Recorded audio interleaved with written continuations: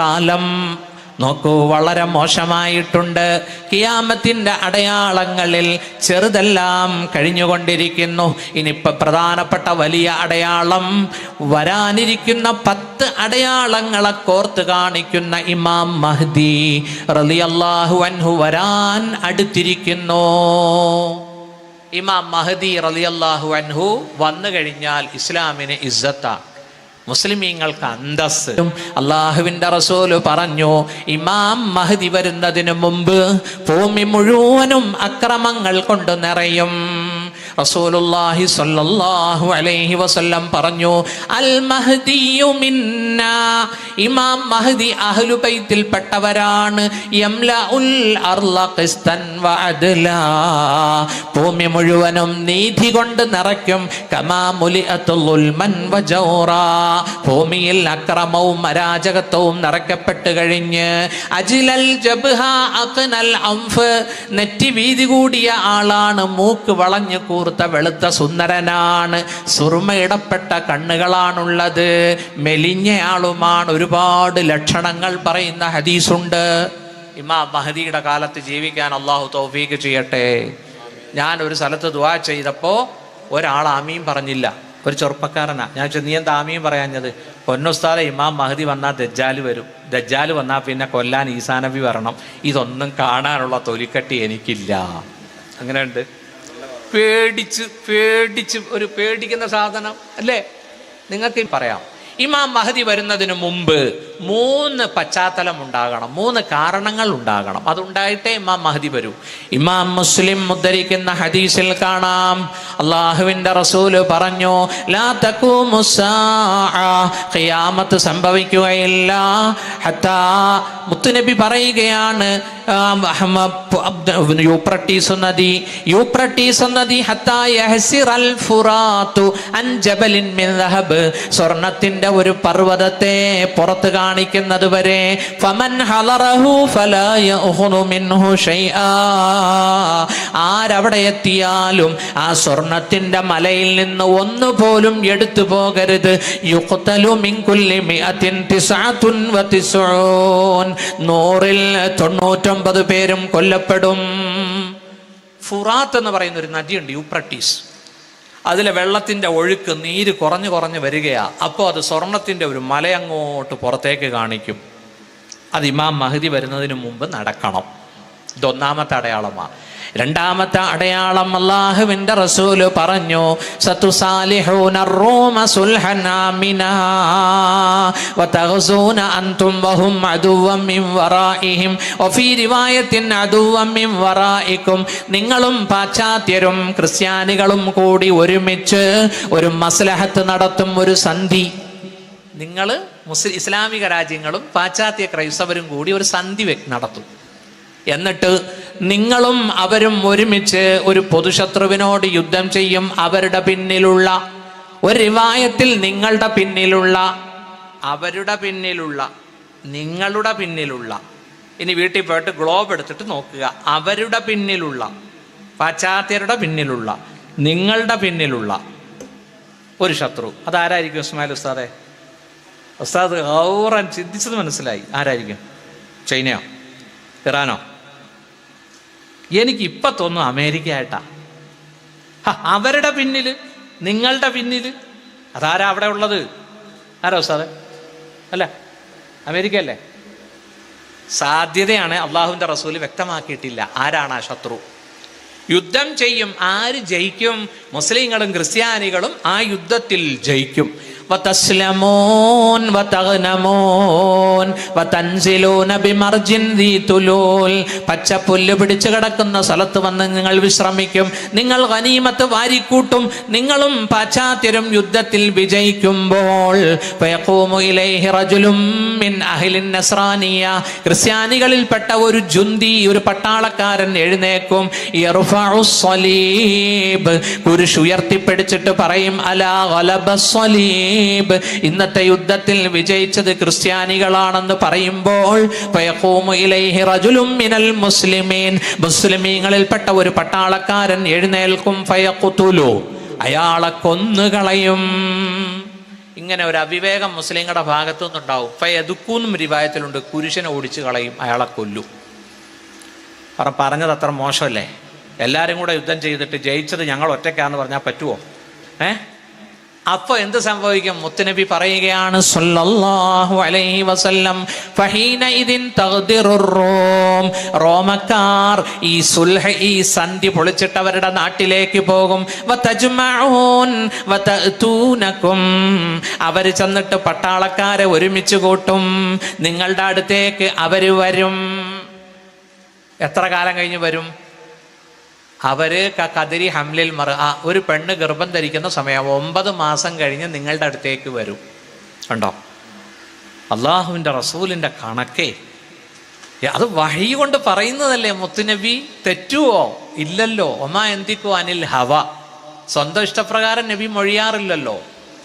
വയഅതൂനകും തഹത 80 ഗായ തഹത കുല്ലി ഗായത്തിൻ 12,000 80 കമാൻഡർമാരുടെ പിന്നിൽ പാശ്ചാത്യർ നിങ്ങളുടെ അടുത്തേക്ക് വരും. ഓരോ കമാൻഡറുടെ പിന്നിലുമുണ്ട് 12,000 12,000 മിലിട്ടറി പട്ടാളം. കണ്ടോ, പാശ്ചാത്യർ നിങ്ങളുടെ അടുത്തേക്ക് വരും 80 കൊടികളുടെ പിന്നിൽ, ഓരോ കമാൻഡറുടെ പിന്നിലും 12,000 പട്ടാളം. 4ാം ക്ലാസ്സിൽ വെച്ച് സ്കൂൾ വിദ്യാഭ്യാസം അവസാനിപ്പിക്കാത്ത 10ാം ക്ലാസ് വരെ കൊണ്ടുപോയവർക്ക് ആ കണക്ക് കൂട്ടാൻ പറ്റും. 9,60,000 പട്ടാളം. ഇനി ഒരു സ്വലാത്തിയല്ല അള്ളാഹുവിൻ്റെ റസൂലിന്, ആ സ്വലാത്ത് ഒരു സ്വലാത്തായിരിക്കണം അല്ലേ? സ്വല്ലല്ലാഹു അലാ മുഹമ്മദ് സ്വല്ലല്ലാഹു അലൈഹി വസല്ലം. 9,60,000 പാശ്ചാത്യൻ പട്ടാളം നിങ്ങളുടെ അടുത്തേക്ക് വരും. എവിടെയാണ് അവർ വരുന്നത്? അവർ വന്നിട്ട് യുദ്ധം ചെയ്യുമോ? എത്ര ദിവസം യുദ്ധം ചെയ്യും? മുസ്ലിം പട്ടാള ക്യാമ്പ് എവിടെയാണ്? എല്ലാം ഹദീസിന്റെ താളുകളിലുണ്ട്. ആ യുദ്ധത്തിന്റെ പേരാണ് മൽഹമത്തുൽ കുബ്ര. ഇമാം മുസ്ലിം, ബുഖാരി, മിഷ്കാത്ത് ഒക്കെ ഉണ്ട്.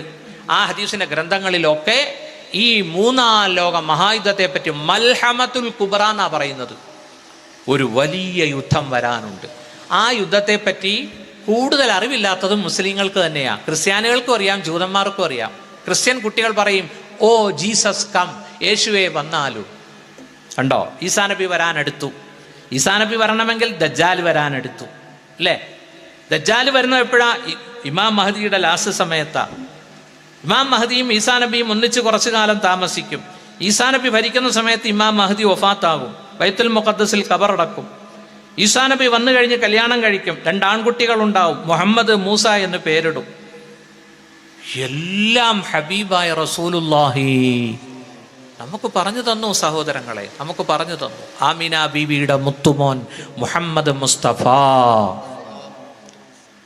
മുത്തുനബി പറഞ്ഞു, ലാ തഖൂമു സാഅതു ഹത്താ യൻസിലർ റൂമു ബിദാബികിൻ ഔ ബിൽ അഅമാക്. സഹീഹായ ഹദീസാണ്. പാശ്ചാത്യൻ പട്ടാളം ദാബിക്കിലോ അഅമാക്കിലോ ഇറങ്ങാതെ ലോകം അവസാനിക്കുകയില്ല. ഫുസ്താത്തുൽ മുസ്ലിമീന യൗമൽ മൽഹമത്തിൽ കുബ്റാ ബി അർലിൻ യുഖാലു ലഹാ അൽ ഗൂത. മുസ്ലിമീങ്ങളുടെ പട്ടാള ക്യാമ്പ് അൽ ഗൂത എന്ന ഗ്രാമത്തിലായിരിക്കും. വഫീഹാ മദീനത്തുൻ, അവിടെ ഒരു പട്ടണമുണ്ട്. യുഖാലു ലഹാ ദിമഷ്കു, ആ വലിയ പട്ടണത്തിന്റെ പേര് ഡമാസ്കസ് എന്നാണ്.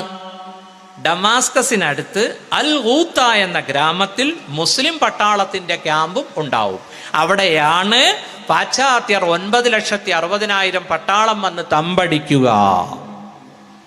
അതൊരു യുദ്ധവാ സുഹൃത്തുക്കളെ. ആ യുദ്ധം ഇന്നത്തതുപോലെ രാത്രി ബോംബിംഗ് ഒന്നും അല്ല. അന്നൊരു ബോംബും കാണൂല, അന്നൊരു മെഷീൻ ഗണ്ണും കാണൂല. അന്ന് കുതിരയും വാളും കുന്തവും കൊണ്ടായിരിക്കും. അത് ഹദീസിൽ നിന്ന് മനസ്സിലാകുന്നുണ്ട്. അല്ലക്കു, അവര് ബന്ധിപ്പിക്കും. നേരം സന്ധ്യയാകുമ്പോൾ സുയൂഫഹും, അവരുടെ വാളുകളെ ബിസ്സൈത്തൂൻ, ഒലിവ് മരത്തിൽ തൂക്കിയിടുമെന്ന് മുഹമ്മദ് മുസ്തഫ. അപ്പൊ എനിക്ക് തോന്നുന്നു, ഞാൻ ഇങ്ങനെ ചിന്തിച്ചിട്ടൊരു ഒന്നും മനസ്സിലാകുന്നില്ല. റഷ്യ ഉക്രൈനെ അടിക്കാൻ തുടങ്ങിയിട്ട് 1 വർഷം കഴിഞ്ഞു. ഇപ്പൊ ഇതാ 4 മാസം കഴിഞ്ഞു. ഒക്ടോബർ 7 തുടങ്ങിയതാണ് ഫലസ്തീൻ ജൂത ഇഷ്യൂ. ആയുധങ്ങളൊക്കെ തീരണ്ടേ? അത് തീരാൻ വേണ്ടി അള്ളാഹു ചെയ്യുന്ന തർത്തീബ് അല്ലേ ഉസ്താദ് ഇപ്പൊ നടക്കുന്നത്? ആണോ? അല്ലേ? നമ്മൾ ഓരോന്ന് ഇതൊക്കെ കാണും. നോക്കൂ, ഫലസ്തീനുകളെ സഹായിക്കാൻ ഹൂത്തികൾ അല്ലേ, ഹൂസ് എന്നാട്ടോ 3 പുള്ളിയുള്ള സാ ആണ്, ഹൂത്തികൾ എന്നാ പറയേണ്ടത്. പിന്നെ ഹിസ്ബുല്ല, അലാ ഇന്ന ഹിസ്ബുല്ല അല്ലേ.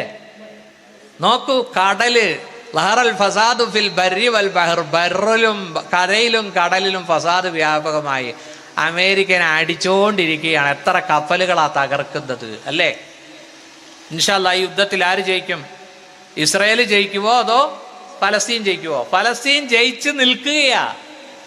എവിടെയെങ്കിലും ഒരു 10 ഹമാസിന്റെ ഡെഡ് ബോഡി നിങ്ങൾ കണ്ടോ? ഇത്രയും ദിവസത്തിനുള്ളിൽ കണ്ടോ? 10 ഹമാസിനെ ഷൂട്ട് ചെയ്തിട്ടിരിക്കുന്ന ഫോട്ടോ കണ്ടോ? യുദ്ധം തുടങ്ങി ഒറ്റ ദിവസം കൊണ്ട് ഹമാസിനെ ഞങ്ങൾ തുടച്ചു നീക്കും, ഗസയെ ആളില്ലാ തുരുത്താക്കും, എന്തൊക്കെ പറഞ്ഞ് 4 മാസം കഴിഞ്ഞു. സുഹൃത്തുക്കളെ, ഹമാസിന്റെ തുരങ്കം പോലും അവർക്ക് കണ്ടെത്താനോ ബന്ദികളെ മുഴുവനായി മോചിപ്പിക്കാനോ കഴിഞ്ഞിട്ടില്ല. ഭൂമിയിൽ നിന്ന് 20 മീറ്റർ താഴെയാണ് അങ്കബൂത്ത് പോലെ, ചെലന്തിവല പോലെ ഈ ടണല്. ഇതിനകത്തോട്ട് നമ്മളെങ്ങാനും കയറിയാണ്ടല്ലോ വട്ട് പിടിക്കുമെന്നാ പറയുന്നത്. കാരണം അങ്ങോട്ടൊരു റോഡ് ഇങ്ങോട്ടൊരു റോഡ്. ഇത് ഹമാസിന് തെറ്റുകയില്ല. അതിനകത്ത് ബാത്റൂം, AC, കോൺഫറൻസ് ഹാള് എല്ലാം കൊടുത്തിട്ടുണ്ട്. എന്തിന്? റെയില് വരെ ഉണ്ട്. കൊച്ചു ട്രെയിൻ പോകാൻ, കാറ് പോകാനും ഓട്ടോ പോകാനും ഒക്കെ ഉള്ള വിശാലമായ തുരങ്കം. എൻ്റെ പൊന്നു ഹബീബെ, അവരെയാണ് നമ്മുടെ പത്രങ്ങൾ, മനോരമയും മാതൃഭൂമിയൊക്കെ തീവ്രവാദികൾ, ഭീകരവാദികൾ എന്ന് വിളിക്കുന്നത്. ജന്മനാടിൻ്റെ സ്വാതന്ത്ര്യത്തിന് വേണ്ടി പടപൊരുതുന്ന ഹമാസിന്റെ മക്കളെ ഭീകരവാദി എന്ന് വിളിക്കാവോ? നമ്മുടെ രാജ്യത്തിന് വേണ്ടി ലക്ഷക്കണക്കിന് മുസ്ലിമീങ്ങൾ രക്തം കൊടുത്തില്ലേ? ഇല്ലേ? എല്ലാ വിഭാഗത്തിലുള്ള ആളുകളും നമ്മുടെ രാജ്യത്തിൻ്റെ സ്വാതന്ത്ര്യത്തിന് പടപൊരുതിയില്ലേ? ഇൻഷാ അല്ലാഹ് അതുകൊണ്ട് നിങ്ങൾ ഈ ഹദീസുകൾ ശ്രദ്ധിക്കേൻ. രണ്ടാമത് ഇങ്ങനെ ഒരു യുദ്ധം നടക്കും. അത് 4 ദിവസം നീണ്ടു നിൽക്കും. 4 ദിവസം. നാലാമത്തെ ദിവസത്തിലെത്തുമ്പോൾ അള്ളാഹുവിന്റെ റസൂല് പറഞ്ഞു, നഹദ ഇലൈഹിം ബഖിയത്തു അഹ്ലിൽ ഇസ്ലാം. മുസ്ലിം സേന ആർത്ത് എരമ്പി ശത്രുവിന്റെ മേൽ ചാടി വീഴും. ഹത്താ യജഅലുല്ലാഹു ദീറത അലൈഹിം. അള്ളാഹു അവരെ പരാജയപ്പെടുത്തും. ഇൻഷാ അല്ലാഹ് ആ യുദ്ധത്തിന് നേതൃത്വം കൊടുക്കേണ്ട ആൾ ഇമാം മഹ്ദിയ റളിയല്ലാഹു അൻഹു. ഇമാം മഹ്ദി വന്നാൽ യംലികു 7 സിനീൻ, 7 കൊല്ലം അധികാരത്തിലിരിക്കും. അല്ലെങ്കിൽ 8 അല്ലെങ്കിൽ 9 എന്ന് സൂചിപ്പിക്കുന്ന ഹദീസുണ്ട്. ഇസ്മുഹു ഇസ്മി, ആ മഹാന്റെ പേര് എൻ്റെ പേരാണ്. വസ്മു അബീഹി ഇസ്മു അബീ, അവരുടെ ബാപ്പയുടെ പേര് എൻ്റെ ഉപ്പയുടെ പേരുമാണ്. അപ്പോൾ മുഹമ്മദ് ബിൻ അബ്ദില്ലാഹിൽ ഹസനി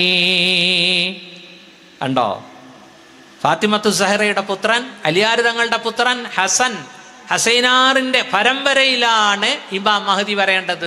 സയ്യിദാണ് ഇമാം മഹ്ദി, അഹ്ലുബൈത്ത. ഇനി 3ാമത്തെ അടയാളം എന്താണെന്നറിയോ? ഇമാം മഹ്ദി വരുന്നതിന് മുമ്പ് സംഭവിക്കേണ്ട 3ാമത്തെ അടയാളം എന്താ? അതൊരു ഭയങ്കര അടയാളമാണ്.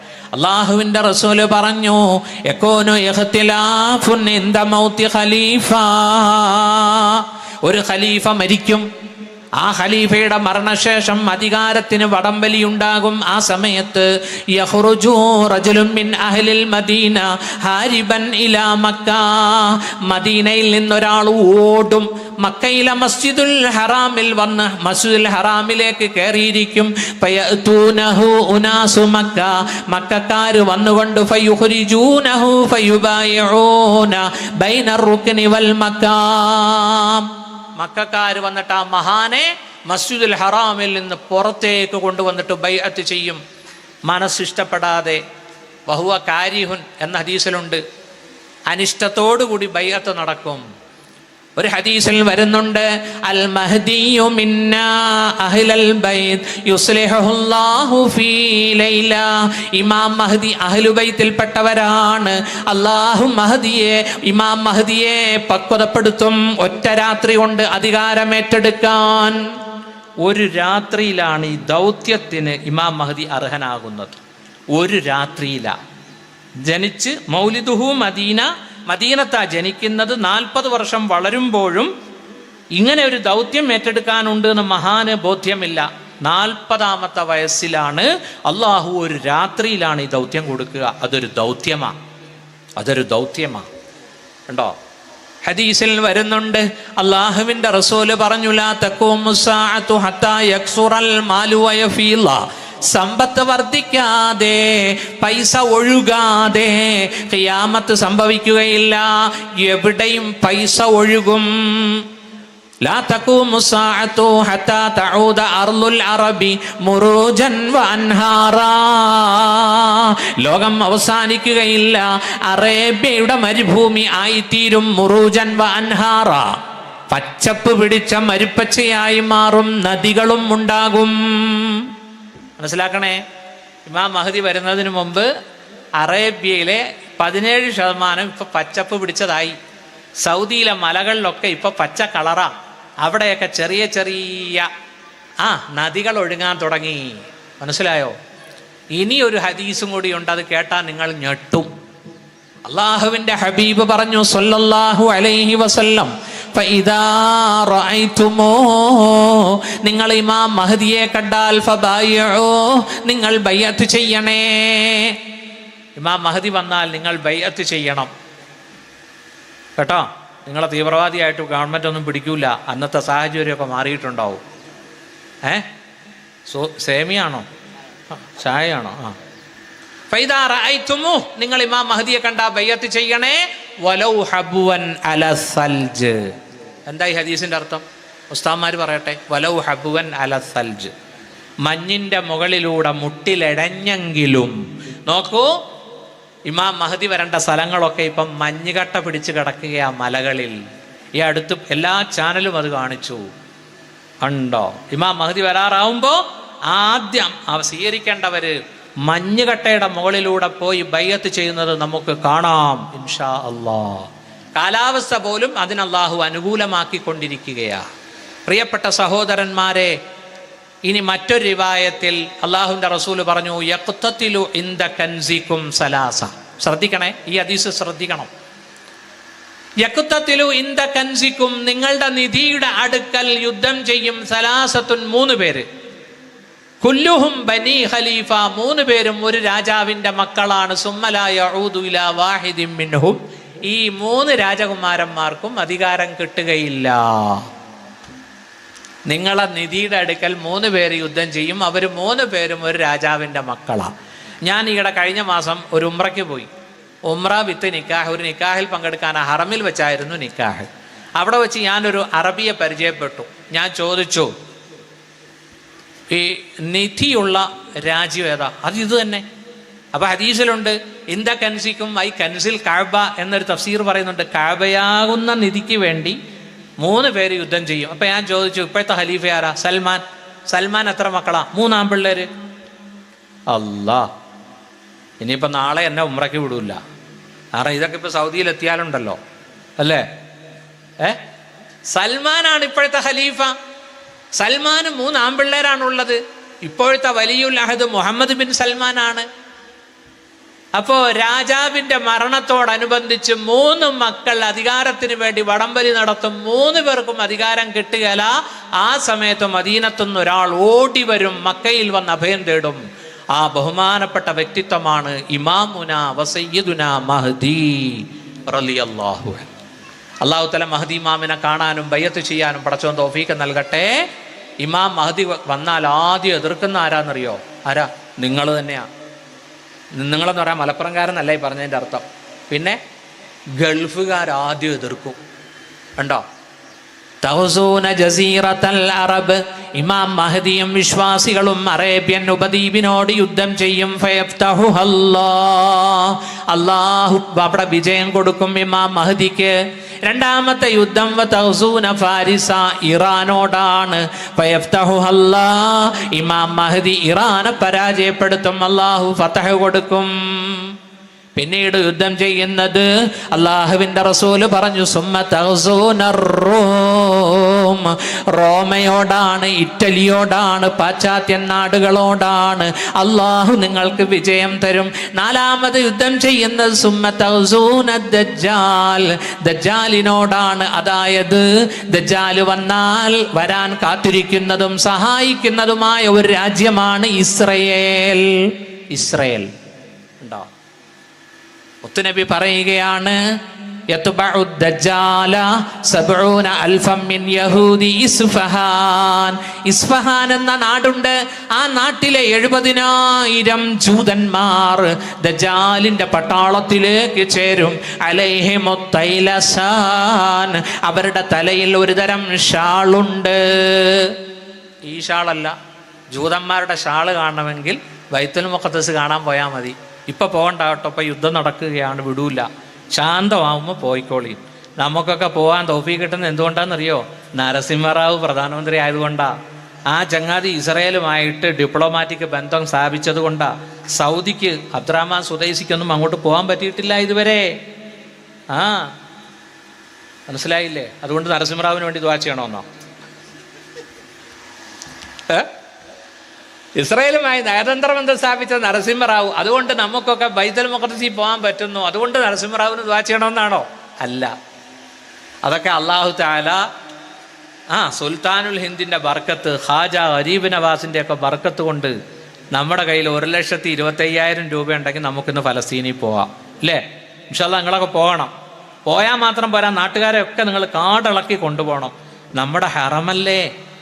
അതെന്താ നമ്മുടെ മുസ്ലിയാക്കന്മാരൊന്നും ബൈത്തുൽ മുഖദ്ദസിന്റെ ഫളായിൽ പറയാത്തത്? 17 മാസം തിരിഞ്ഞു നിന്ന് നിസ്കരിച്ച ആദ്യത്തെ ഹറമാണ് നമ്മുടെ. അള്ളാഹുവിന്റെ റസൂലും സഹാബത്തും. മൈമൂന ബീവി ചോദിച്ചു, അള്ളാഹുവിന്റെ റസൂലെ അഫ്തിനാ ഫീ ബൈത്തുൽ മഖ്ദിസ്, ബൈത്തുൽ മുഖദ്ദസിന്റെ ചരിത്രം പറയൂ നബിയെ.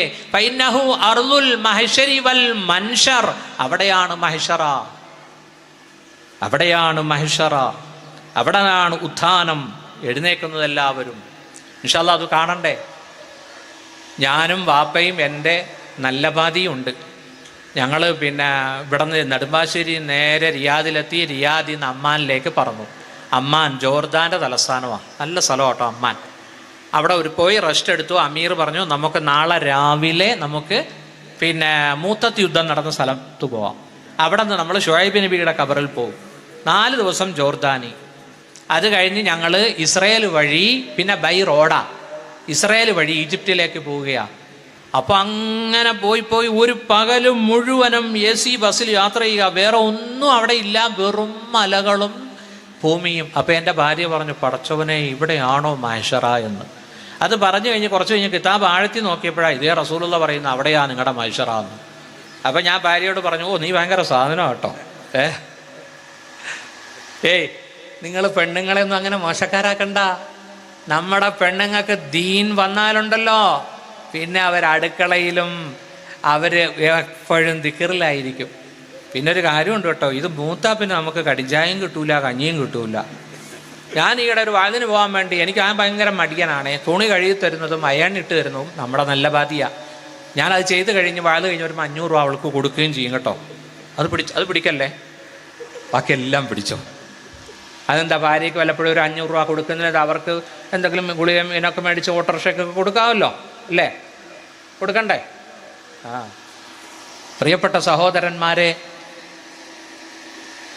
നമ്മുടെ ഭാര്യമാരിപ്പോൾ അടുക്കളയിൽ ഖുർആൻ ഓതുന്നു, ദിക്ർ ചൊല്ലുന്നു, സലാത്തി ചൊല്ലുന്നു. ഈയിടെ എൻ്റെ ഭാര്യ വല്ലാണ്ട് സലാത്തി ചൊല്ലുന്നു. ഞാൻ ചോദിച്ചത്, എന്താടി നിനക്ക് പെട്ടെന്നൊരു ഈമാൻ? അല്ല, അപ്പുറത്തെ വീട്ടിൽ എൻ്റെ ഭാര്യ, എൻ്റെ മച്ചാൻ്റെ ഞങ്ങളുടെ നാട്ടിൽ മച്ചാൻ എന്ന് പറയും ഭർത്താവിന്. മച്ചാൻ്റെ അനിയത്തി ഹാഫിളത്താണ്.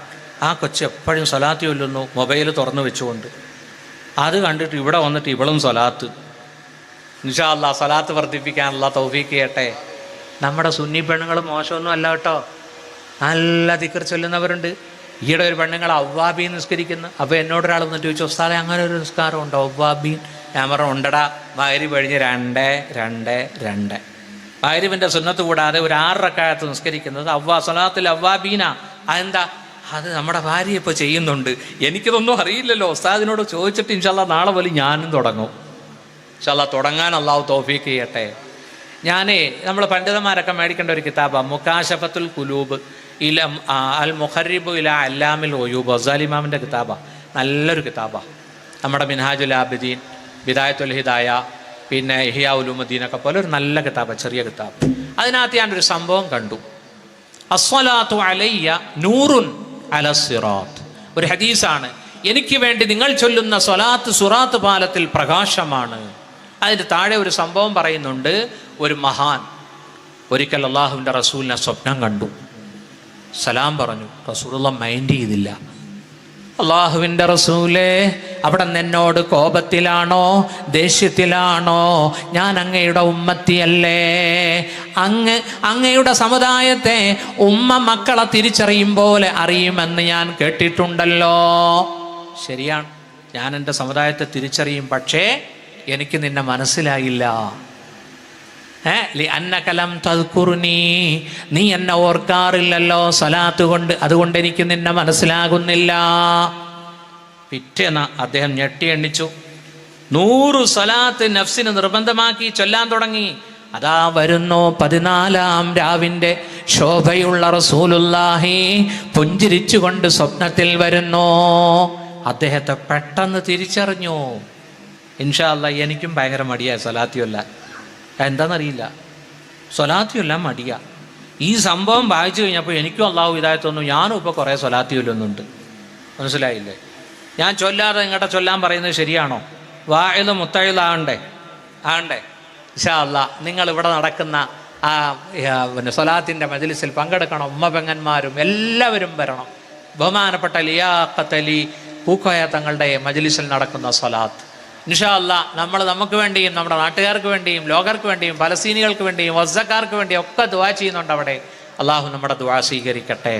അതുകൊണ്ട് ഇൻഷാ അല്ലാഹ് നിർത്തുന്നു. ബഹുമാനപ്പെട്ട ഇമാം മഹദി വന്നാൽ 9 മാസം യുദ്ധമാണ്, ഹർബ്, വാർ.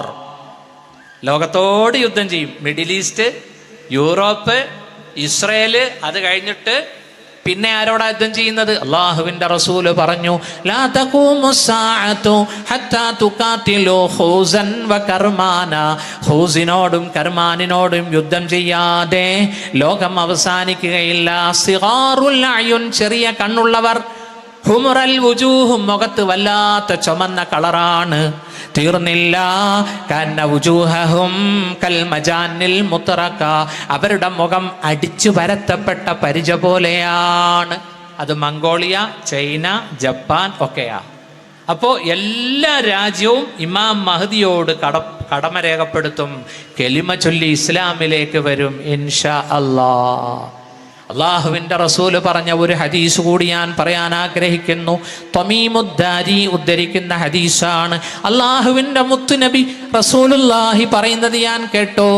തീർച്ചയായിട്ടും ഈ ഇസ്ലാമിൻ്റെ സന്ദേശം ലയബ്ലുവന്ന ഹാദൽ അംറു മാ ബലഗൽ ലൈലു വന്നഹാർ, രാവും പകലും എത്തുന്ന സ്ഥലത്തൊക്കെ ഇസ്ലാമിൻ്റെ മെസ്സേജ് എത്തും. വലാ യത്റുകുല്ലാഹു ബൈത മദരിൻ വലാ വബരിൻ ഇല്ലാ അദ്ഖലഹുല്ലാഹു ഹാദദ്ദീൻ.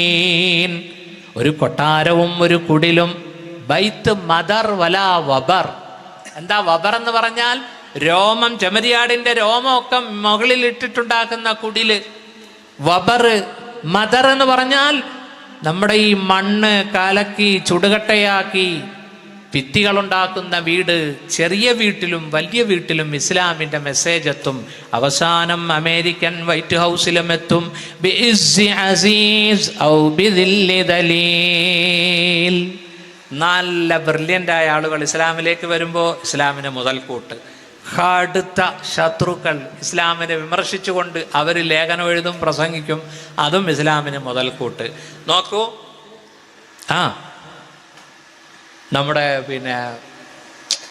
നമ്മുടെ ടവറുകൾക്ക് ഫ്ലൈറ്റ് ഇടിച്ച സംഭവം ഉണ്ടായില്ലേ? അതിനുശേഷം അതിനെന്തെന്നാ പറയുക? World trade centre. അതിനുശേഷം യൂറോപ്പിൽ ഇസ്ലാം വളരുകയാ. കണ്ടോ? ചുമ്മാ തീവ്രവാദി എന്ന് പറഞ്ഞുകൊണ്ടിരുന്നപ്പോൾ ഇംഗ്ലീഷുകാർക്ക് തോന്നി എന്നാൽ പിന്നെ ഇസ്ലാം എന്താ ഇത്ര തീവ്രവാദമോ, ഇസ്ലാമിനെ ഒന്ന് പഠിച്ചേക്കാം.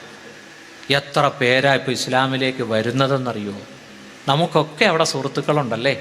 കാനഡയിലുണ്ട്, അമേരിക്കയിലുണ്ട്, മിസിസിപ്പിയിലുണ്ട് അല്ലേ? ഈ കണ്ണൂരുകാരൊക്കെ ഉണ്ട് അവിടെ. മാഷാ അല്ലാ, മാഷാ അല്ലാ. അവിടെയൊക്കെ 2ഉം 3ഉം നിസ്കാരമാണ് നടക്കുന്നത്. അള്ളാഹു പടച്ചവൻ അനുഗ്രഹിക്കട്ടെ, അള്ളാഹു അനുഗ്രഹിക്കട്ടെ.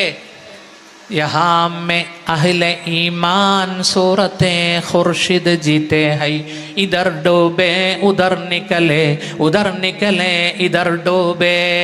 ലോകത്തുള്ള ഈമാൻ ഇസ്ലാമിന്റെ ഉദാഹരണം ജഹാമെ അഹ്ലെ ഈമാൻ സൂറത്തെ ഖുർഷിദ് സൂര്യനെ പോലെയാണ്. സൂര്യൻ ഇവിടെ ഉദിക്കുന്നു അവിടെ അസ്തമിക്കുന്നു, അവിടെ ഉദിക്കുന്നു ഇവിടെ അസ്തമിക്കുന്നു. പൗരസ്ത്യർക്ക് ഇസ്ലാം വേണ്ടെങ്കിൽ യൂറോപ്യർക്ക് ഇസ്ലാമിനെ വേണം. അവർ നെഞ്ചോട് ചേർക്കുന്നു. നോക്കൂ, മദാമകൾ മിനിസ്കർട്ട് മാറ്റുന്നു, അവർ ഫുൾ വസ്ത്രത്തിലേക്ക് കടക്കുന്നു, അവർ സ്വലാത്ത് ചൊല്ലുന്നു, അവർ കലിമ ചൊല്ലുന്നു. അതുകൊണ്ട് യുവാക്കളെ, ഉമ്മപെങ്ങന്മാരെ, അള്ളാഹുവിലേക്ക് അടുക്കണേ, ദിക്റുകളും സ്വലാത്തുകളും വർദ്ധിപ്പിക്കണേ. അതോടൊപ്പം തന്നെ ബഹുമാനപ്പെട്ട തങ്ങൾ അവറുകൾ ഇവിടെ ജീവകാരുണ്യ പ്രവർത്തനങ്ങൾ ചെയ്യുന്നുണ്ട്. അതിന് നമ്മൾ അവരോട് സഹകരിക്കണം. നമ്മളാൽ കഴിയുന്ന പാവങ്ങൾക്ക് അരി കൊടുക്കണം, മരുന്നിന് കാശ് കൊടുക്കണം. അള്ളാഹു പടച്ചവൻ തൗഫീഖ് നൽകട്ടെ. ഈ നാടിനെ അള്ളാഹു അനുഗ്രഹിക്കട്ടെ. ഞാനിന്ന് പരപ്പനങ്ങാടി വന്ന് ട്രെയിൻ ഇറങ്ങിയപ്പോൾ എൻ്റെ കൂട്ടത്തിലുള്ള നൂറുൽ ഹക്കിനോട് അദ്ദേഹം എന്നോട് പറഞ്ഞു, ഈ നാട് വാര്യൻ കുന്നൻ്റെ നാടാണ്, ഈ നാട് മമ്പുറം തങ്ങളുടെ നാടാണ്, ചരിത്രം ഉറങ്ങുന്ന മണ്ണാണ് അല്ലേ.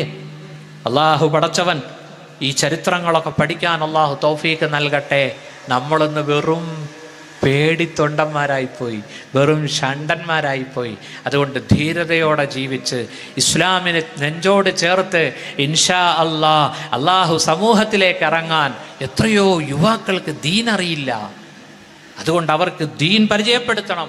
അള്ളാഹു പടച്ചവൻ അതിനേറ്റവും വലിയ മുഖ്യമായ ഘടകം ഈ സാദാത്തുക്കള, ബാഫക്ക് തങ്ങൾ, PMSA പൂക്കായ തങ്ങൾ. നമ്മൾ കേരളീയർക്ക് വലിയ ഭാഗ്യമല്ലേ ഈ കബീലയെ, ഈ തറവാടിനെ നമുക്ക് നേതാക്കളായി കിട്ടിയത്. അല്ലാഹു തആല പടച്ചവൻ ബഹുമാനപ്പെട്ട സമസ്തയുടെ പ്രസിഡന്റ് പാര സയ്യിദുൽ ഉലമ ജിഫ്രി മുത്തുക്കോയ തങ്ങൾ, ഒരു സയ്യിദാണ് വരക്കൽ മുല്ലക്കോയ തങ്ങൾക്ക് ശേഷം. അല്ലാഹു തആല ഈ വടവൃക്ഷത്തെ ഖിയാമത്ത് നാൾ വരെ അള്ളാഹു നിലനിർത്തട്ടെ. അള്ളാഹു സുന്നത്ത് ജമാഅത്തിനെ പടച്ചവൻ അള്ളാഹു വളർത്തട്ടെ. ഇൻഷാ അള്ളാഹ് ഈ മജ്ലിസിലേക്ക് വരാൻ എനിക്കും സാധിച്ചു, അൽഹംദുലില്ലാഹ്. സദാത്തുക്കളെ കാണാൻ സാധിച്ചു. നിങ്ങളുടെ ദുആയിൽ എനിക്കും കുടുംബത്തിനും വേണ്ടി ദുആ ചെയ്യണം എന്ന് പറഞ്ഞുകൊണ്ട് നമുക്കൊരു ചെറിയ ദുആ, റബ്ബി സിദ്നി ഇൽമാ. ഖുർആൻ പറഞ്ഞത് കാശ് ചോദിക്കാനല്ല പറഞ്ഞത്, ഇൽമ് ചോദിക്കാനാണ് പറഞ്ഞത്. റബ്ബി സിദ്നി ഇൽമ. അള്ളാഹു നമ്മുടെ ഇൽമിൽ നമുക്ക് സിയാദത്തും ബർക്കത്തും പടച്ചവൻ തരട്ടെ. പഠിച്ച ഇൽമനുസരിച്ച് അമൽ ചെയ്യാൻ അള്ളാഹു തൗഫീഖ് നൽകട്ടെ. ഞാൻ നിർത്തുന്നു. വ ആഖിറു ദഅവതി അനിൽ ഹംദുലില്ലാഹി റബ്ബിൽ ആലമീൻ.